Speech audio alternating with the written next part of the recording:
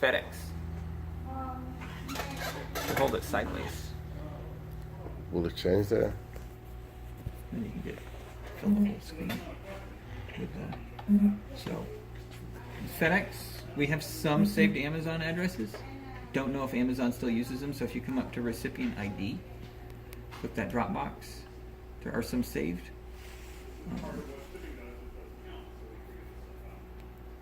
So these are kind of saved. It's Amazon and then the abbreviation for the state. So there's two different places in Arizona. Oh, okay. So you might have to click one, and if it's not the right one, click the other. So like Amazon Texas, it doesn't match this order that's coming up. So if they do say FedEx, you're going to have to type it in. So, being said, FedEx, contact name or the attention field from UPS and the company name from UPS are switched. So contact is first and then company. Okay.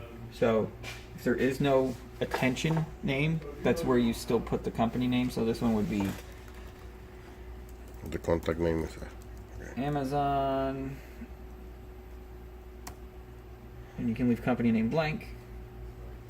Address 1, type in, that's the same, you type in the address. Address 2 would be suite numbers, buildings.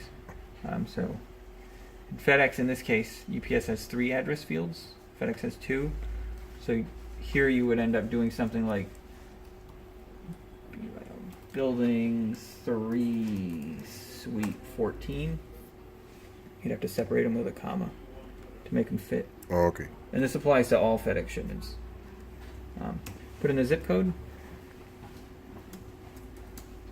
Does the same thing UPS does. It automatically pulls it up.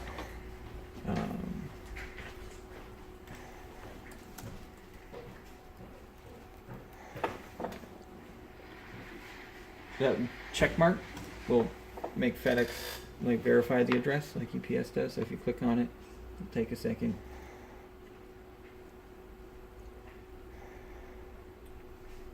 It'll take a second.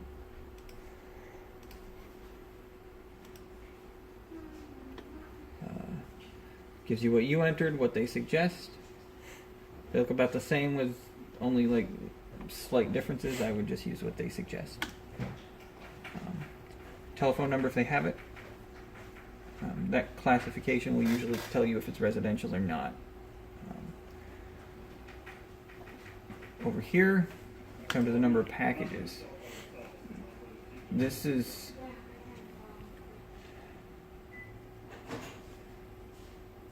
so if it's one package, we'll leave it at 1. We'll put in the weight. So if it's like 2 pounds, then it will enable you to pick the service type. So that's when you pick ground. If it's residential, it will say FedEx home delivery. It's the only difference. Okay. The other thing with FedEx ground is FedEx ground delivers to businesses Monday through Friday. FedEx home delivery delivers Tuesday through Saturday. So if you're sending something on a Friday to a house, or if you're sending something later in the week to a house and it's supposed to get there Monday, you don't want to send it FedEx because it won't get there Monday because they don't deliver on Monday. So you'd pick your service, ask you for package type. Once it gets there, it's set to be our packaging by default. So they're not all in here, but if you don't find it, you can click that one, enter dimensions manually, type in, it's in inches, so whatever size the box is. We come down, billing details. Full transportation to Amazon, we would hit third party, and unlike UPS, FedEx, you don't have to type in their full address. You just need to pick third party and type in their account number. So if it's someone who's not Amazon, you're relying on customer service to give you their FedEx number. Okay. If it is Amazon and it's FedEx, you come over to this sheet. FedEx's account number is right at the bottom there.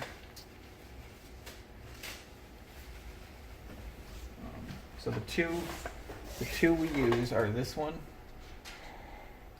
and this one. So that bottom one's FedEx and that top one is UPS. Thank you. The two we use. So the other options are collect, which we never use. Recipient. It's the same difference as UPS. Third party is you're sending it to someone and a third, like a separate group is paying for it. Recipient is you're sending it to someone and they're paying for it. And then the other option is sender, which is we're paying for it. So then you can type in a PO number if they have it, and we can type in our invoice number.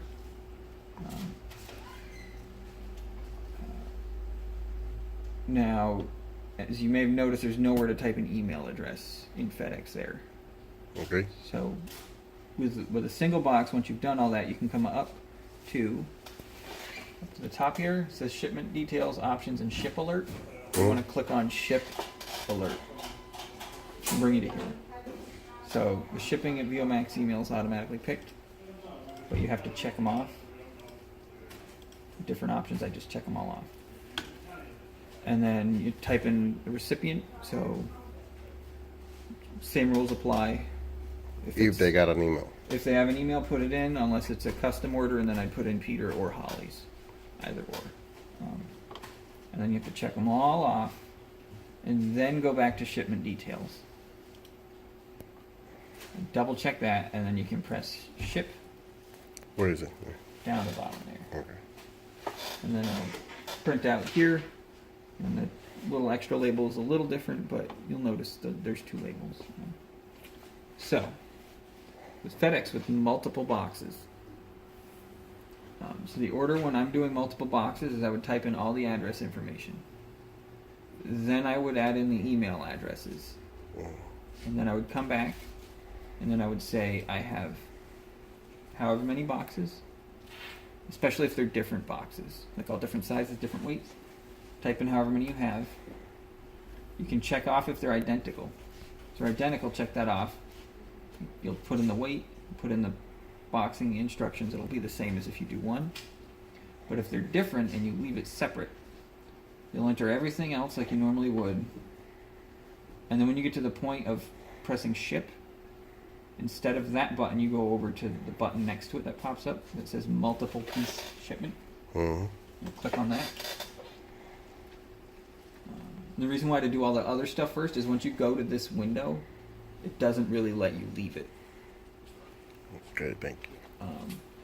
So now you're here. It brings up this window. So you see package information 1 of 3 because I said we have 3 boxes.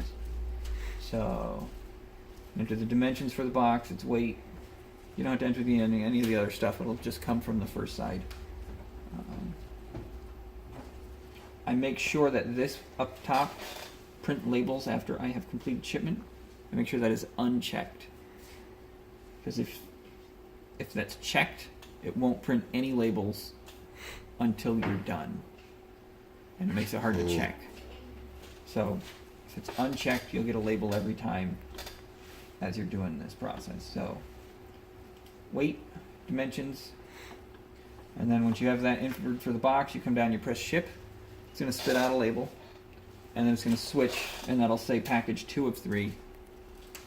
And you do the same thing.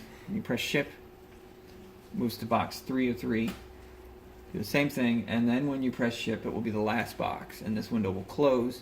You'll have all your labels. Yeah, see, it's sure you want to cancel your shipment. Say yes. It erases everything you typed in. So, you know how to cancel the packages in UPS, right?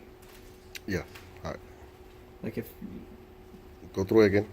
so to cancel a package in UPS,